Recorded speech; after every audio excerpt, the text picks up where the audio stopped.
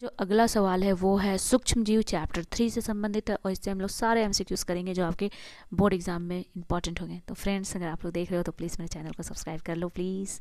चलिए आगे।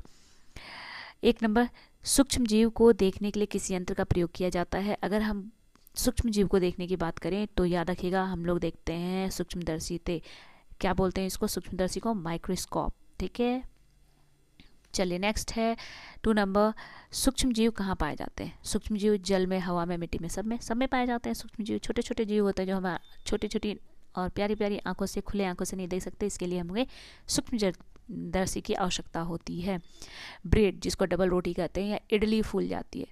ब्रेड या इडली फूल जाती है, क्या कारण है कि फूल जाती है, तो याद रखिएगा उसके फूलने का कारण होता है ईस्ट, यानी कि कोशिकाओं में वृद्धि।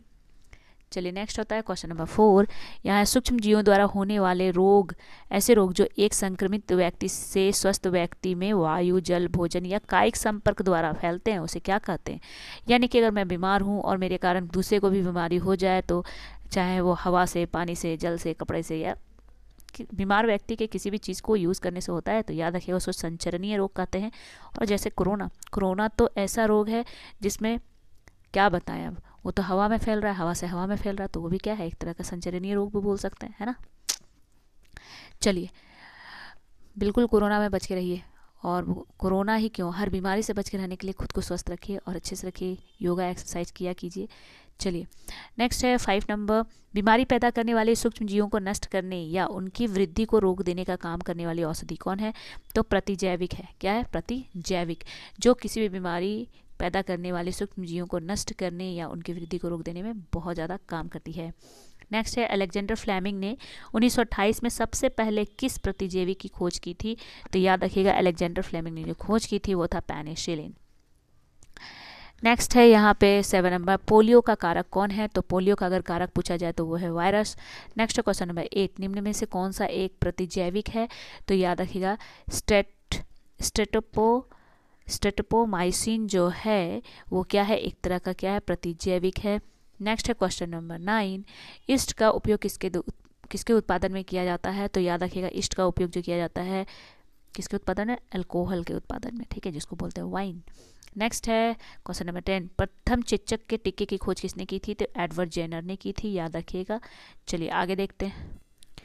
तो सबसे पहले कौन सा प्रतिजैविक खोजा गया था, तो याद रखिएगा पेनिसिलिन खोजा गया था। पेनिसिलिन प्रतिजीव की खोज किसने की थी, अलेक्जेंडर फ्लेमिंग ने की थी, ये भी याद रखिएगा। चलिए नेक्स्ट है किण्वन की खोज किसने की थी, तो लुई पास्चर ने की थी। नेक्स्ट 14 नंबर है, चीनी को अल्कोहल में बदलने की प्रक्रिया क्या कहलाती है, तो उसको बोलते हैं किण्वन। नेक्स्ट है 15 नंबर, पीड़ित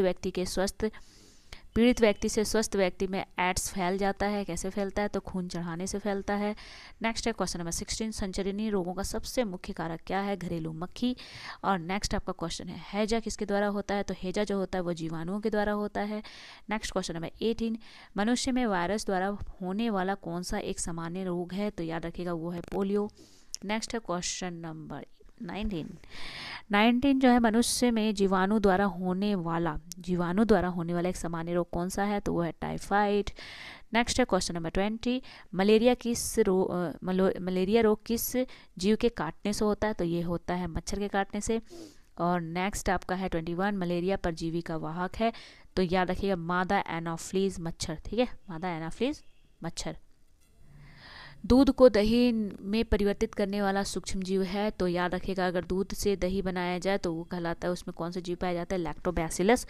23 नंबर जो है वो है 23 नंबर, निम्न में से किस पौधे के पत्तों के रस का उपयोग मलेरिया और डेंगू के उपचार के लिए किया जाता है, तो याद रखिएगा गिलोय, ठीक है, गिलोय। चलिए नेक्स्ट है डेंगू परजीवी का वाहक कौन है, तो मादा एडिस मच्छर है, मादा एनाफ्लीज नहीं, याद रखिएगा, ठीक है, क्योंकि मादा एनाफ्लीज जो मच्छर है वो मलेरिया का परजीवी वाहक होता है, और अगर डेंगू की बात करें तो मादा एडिस मच्छर, ठीक है। चलिए, बाप रे, मच्छरों की भी प्रजाति होती है, याद रखिएगा आप लोग। नेक्स्ट है 25 नंबर, ब्रेड बनाने की प्रक्रिया के दौरान कौन सी गैस उत्पन्न होती है, तो कार्बन डाइऑक्साइड गैस उत्पन्न होती है जब ब्रेड बनाया जाता है तब। उसके बाद नेक्स्ट है 26 नंबर, पैकेटो थैलियों में आने वाले दूध को ख़राब होने से बचाने के लिए क्या किया जाता है, तो उसको पाश्चरीकरण किया जाता है, यानी कि पाश्चरीकृत किया जाता है उसको। नेक्स्ट है क्वेश्चन नंबर 27, जो इस चैप्टर का लास्ट क्वेश्चन है। क्वेश्चन नंबर 27, नाइट्रोजन का वायुमंडल से मिट्टी, पौधे या जंतु में परिवहन की संपूर्ण प्रक्रिया को क्या कहते हैं, तो उसे कहा जाता है नाइट्रोजन चक्र।